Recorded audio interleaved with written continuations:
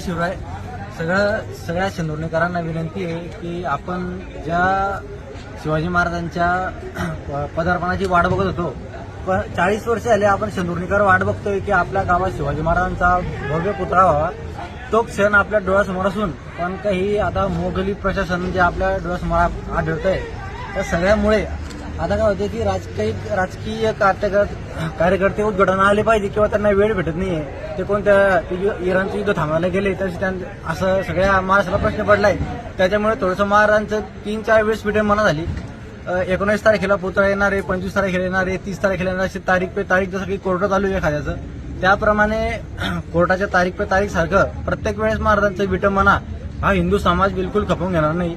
नगर पंचायतच्या प्रशासनाने उद्या 6 वाजेपर्यंत जो कार्यक्रम ठेवला आहे, त्या 6 वाजे कार्यक्रमासाठी सर्व शेंदुर्णीच्या नागरिकांना मी विनंती करतो की उद्या सगळ्यांनी 6 वाजता ठरल्याप्रमाणे आपला कार्यक्रम पार पडणार आहे.